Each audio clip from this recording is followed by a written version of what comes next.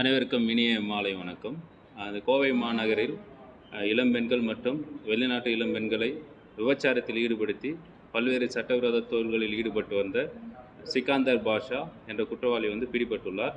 இவர் கடந்த 2021 தலைமறைவாக இருந்து வந்தது என்பது குறிப்பிடத்தக்கது. இவரின் மீது ஏறத்தாழ கோயம்புத்தூர் மாநகரம், கோயம்புத்தூர் மாவட்டம், சென்னை, திருப்பூர், ஈரோடு ஆகிய மாவட்டங்களில் 20க்கும் மேற்பட்ட ஐடிபி கேஸ் நிலுவையில் உள்ளது என்பது குறிப்பிடத்தக்கது. இவர் மீது NPW எனப்படும் நான் பெயிலபிள் வாரண்ட் என்பதும் நிலுவையில் இருந்து வருகிறது. இவர் இந்தியா மட்டும் இல்லாமல் வெளிநாடுகளிலிருந்தும் இந்த பெண்களை விபச்சாரத்தில் ஈடுபட்டுவதும் தெரிய வருகிறது.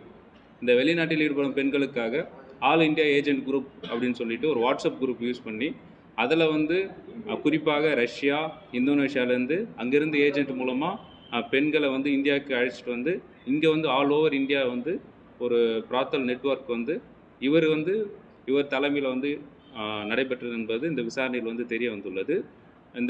அனைத்து இந்த ஆல் ஓவர் இந்தியா ஏஜென்ட் குரூப்புக்கும் சரி, இந்த தமிழ்நாட்டிலும் சரி, மிகப்பெரிய இந்த விபச்சார நெட்வொர்க்கு மூளையாக இந்த சிக்கந்தர் பாஷா என்பவர் தான் செயல்பட்டுள்ளார் என்பது தெரிய வந்துள்ளது. தற்போது அவர் பிடிபட்டுள்ளார். சரி, இவரோட இருப்பிடம் எங்கேன்னு பார்த்தீங்கன்னா வெஸ்ட் பெங்கால் கொல்கத்தாவில் தான் இவர் பதுங்கியிருந்தார். லாஸ்ட் 4 இயர்ஸாக அந்த கொல்கத்தாவில் இருந்து தான் இவர் நெட்வொர்க் ஆப்ரேட் பண்ணிட்டு இருந்தார். ஸோ கண்ட்ரிஸ் பார்த்தீங்கன்னா பெரும்பாலும் ரஷ்யா, இந்தோனேஷியா, தாய்லாந்து, இந்த 3 கண்ட்ரிலேருந்து தான் இந்த ஃபாரினர்ஸ், அந்த எங்க உமன்ஸ் கூட்டு இந்த விபச்சார தொழில் ஈடுபடுத்திட்டு இருக்காங்க. புரியல. இது வரைக்கும் அவர் மேலே 20க்கும் மேற்பட்ட வழக்குகள் உண்டு. இல்லை, ஃபாரின் கண்ட்ரீஸ்லேருந்து அங்கே ஒரு ஏஜென்ட் இருக்காங்க. இப்போ ரஷ்யாவில் ஒரு ஏஜென்ட் இருப்பாங்க. அந்த ரஷ்யன் ஏஜென்ட் மூலமாக அங்கேருந்து பெண்களை இந்தியாவுக்கு அழைச்சிட்டு இங்கே உள்ள இந்தியா ஏஜென்ட் இப்போ நியூ டெல்லியில் கபீர் சிங்னு ஒருத்தர் இருக்கார். அவர் தான் இந்தியா அந்த டெல்லிக்கு ஒரு தலைமையாக இருந்து இந்த நெட்வொர்க் ஈடுபடுத்தியிருக்கார். அதேமாரி தமிழ்நாட்டில் இவருக்கு யார் அடுத்த லெவல்னால் ஸ்டீஃபன் ராஜ்னு சொல்லிட்டு ஒரு அக்யூஸ்ட் இருக்காங்க. ஸோ அவங்க மூலமாக அங்கே ஏஜென்ட், இங்கே ஒரு ஏஜென்ட் லிங்க்டு மூலமாக ஆல் ஓவர் எங்கெங்கே தேவையோ அங்கே கஸ்டமர்ஸுக்கு இந்த விபச்சார தொழிலுக்கு பெண்களை அனுப்பிவிடுறாங்க. இவர் மீது கோவையில் மட்டும் 13 வழக்குகள் நிலுவையில், 2015 நிலுவையில் இருக்குது. இது வரைக்கும் நம்ம ஒரு 15க்கும் மேற்பட்ட பெண்களை மீட்டு இருக்கோம். வழக்கம் லாஸ்ட்டாக இப்போது 4க்கும் மேற்பட்ட வழக்குகள் இப்போ ரீசெண்டாக பதிவு செய்தோம். 2 பேர், ஸ்டீஃபன் ராஜ், சிக்கந்தர் பாஷா, 2 பேருமே நம்ம அரெஸ்ட் பண்ணியிருக்கோம். இவரோட நேட்டிவ் தேனி டிஸ்ட்ரிக்ட். சிக்கந்தர் பாஷாவோட native Theni district. Stephen Raj Kanyakumari district. Sikandar பாஷாவுக்கு 41 வயசு. ஸ்டீஃபன் ராஜுக்கு 30 வயசு.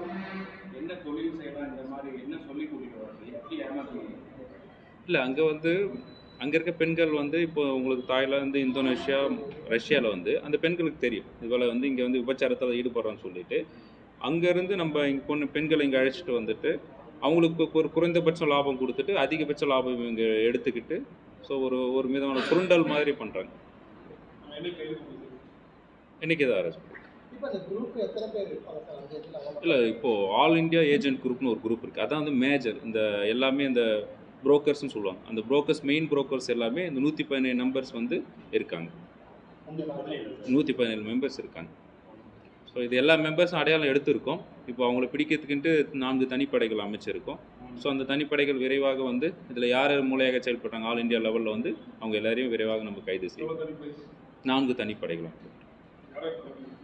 இன்ஸ்பெக்டர் வினோத் தலைமையிலையும், SI Chellamani, SI Karthi, so இவங்க தலைமையில் நம்ம தனிப்படை அமைக்கணும். தனிப்படையில் மொத்தம் 12 பேர் இருக்காங்க.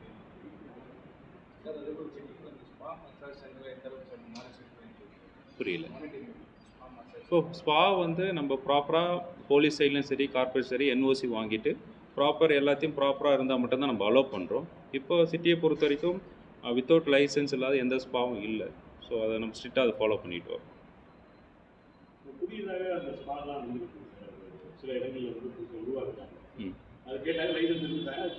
இல்லை, நம்ம இப்போ ஸ்ட்ரிக்டாக அதை ஃபாலோ பண்ணிட்டு வரோம். இப்போ ஸ்பா சர்ப்ரைஸ் ரைட் கண்டக்ட் பண்ணுறோம்.